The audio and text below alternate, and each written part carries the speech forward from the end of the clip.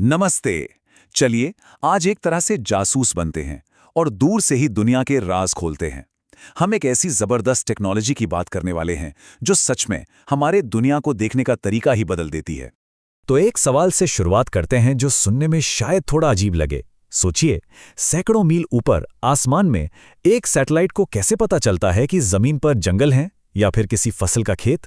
अब ये कोई जादू टोना तो है नहीं, ये है प्योर साइंस। और इसका राज क्या है, आज हम वही समझेंगे। तो इसका जवाब वो छिपा है एक ऐसी सीक्रेट लेयर में, एक ऐसी परत में जिसे हम अपनी आंखों से नहीं देख सकते। इसे सिर्फ सैटेलाइट ही देख पाते हैं, अंतरिक्ष से। हाँ बिल्कुल, हर एक सतह मतलब हर एक चीज, चाहे वो पेड़ का एक पत्ता हो या पानी हो या फिर मिट्टी, हर किसी का अपना एक राज होता है, एक ऐसी यूनिक पहचान जो उसे दुनिया की बाकी हर चीज से अलग बनाती है।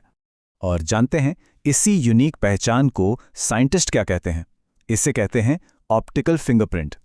अच्छा, तो ये ऑप्टिकल फिंगरप्रिंट है क्या भला? इसका एक और फैंसी नाम भी है, साइंटिस्ट इसे स्पेक्ट्रल सिग्नेचर कहते हैं। चलिए इसको एकदम आसान भाषा में समझते हैं। ये बस किसी भी चीज़ का लाइट के साथ डील करने का अपना अलग तरीका है। बिल्कुल वैसे ही जैसे हम में से हर किसी का फिंगरप्रिंट एकदम यूनिक होता है ना, वैसे ही हर चीज़ का, हर मटेरियल का लाइट को रिफ्लेक्ट करने का तरीका भी एकदम अलग, एकदम यूनिक होता है। तो सवाल ये उठता है कि आखिर ये फिंगरप्रिंट बनता कैसे है? इसका जवाब बहुत सिंपल है। ये बस लाइट और किसी भी सतह के बीच होने वाले एक छोटे से खेल का नतीजा है। देखिए, इसको 3 बहुत ही आसान स्टेप्स में समझ सकते हैं।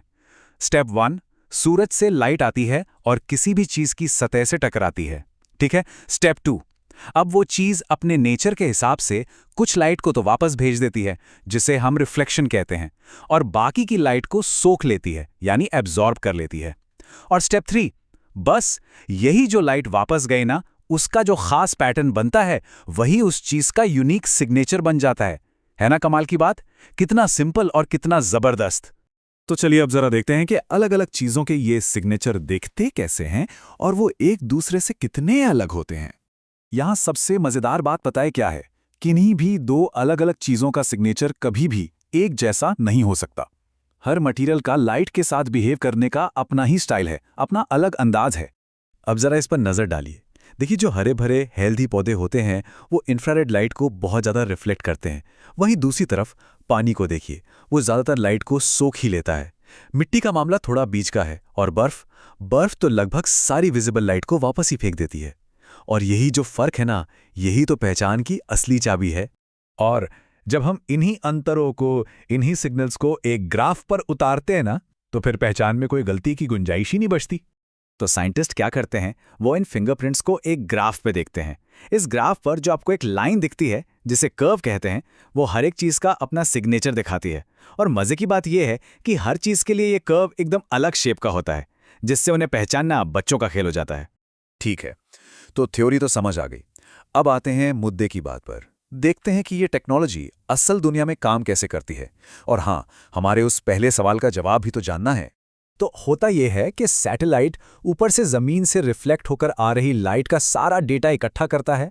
फिर वो उस डेटा से बने पैटर्न को अपनी एक डिजिटल लाइब्रेरी से मैच करता है, जिसमें पहले से ही हजारों लाखों चीज़ों के सिग्नेचर स्टोर होते हैं।